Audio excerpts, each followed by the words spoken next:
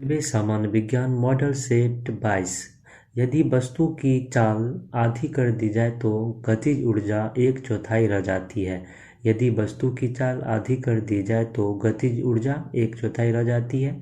जी का मान होता है 9.8 मीटर पर सेकेंड स्क्वायर। जी का मान होता है 9.8 मीटर पर सेकेंड स्क्वायर। जी का मान विषुवत रेखा पर होता है न्यूनतम। जी का मान विषुवत रेखा पर न्यूनतम होता है। जी का मान ध्रुवों पर होता है महत्तम। जी का मान ध्रुवों पर होता है महत्तम। पृथ्वी की सतह से ऊपर या नीचे जाने पर जी का मान घटता है। पृथ्वी की सतह से ऊपर या नीचे जाने पर जी का मान घटता है। पृथ्वी की घूर्णन गति बढ़ाने पर जी का मान कम हो जाता है।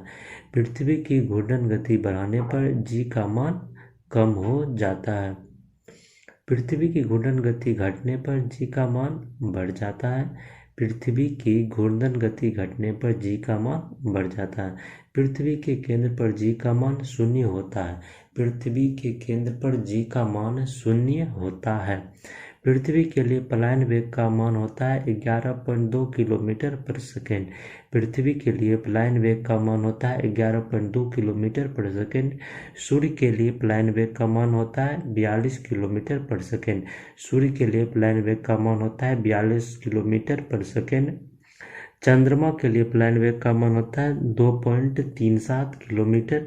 पृथ्वी के लिए चलायन वेग का मान होता है 11.2 किलोमीटर।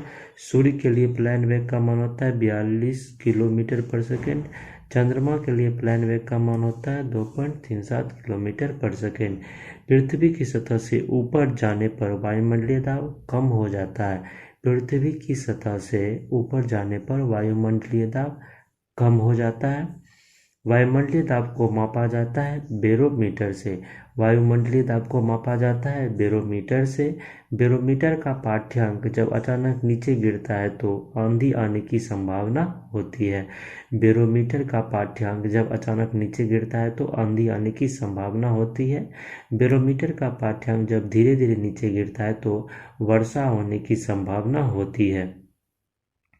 बर्फ के दो टुकड़ों को आपस में दबाने पर टुकड़े आपस में चिपक जाते हैं क्योंकि दाब अधिक होने से बर्फ का गलनांक घट जाता है। बर्फ के दो टुकड़ों को आपस में दबाने पर टुकड़े आपस में चिपक जाते हैं क्योंकि दाब अधिक होने से बर्फ का गलनांक घट जाता है। शुद्ध जल का घनत्व होता है 1 ग्राम पर सेंटीमीटर क्यूब या 10⁻³ ग्राम मीटर क्यूब।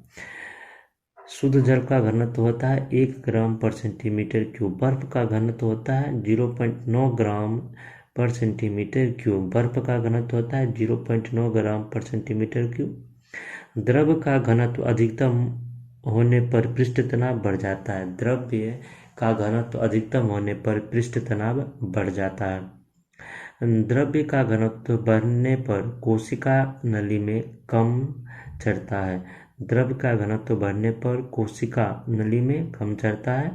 ताप बढ़ने पर द्रव्य की श्यानता घट जाती है। ताप बढ़ने पर द्रव्य की श्यानता घट जाती है।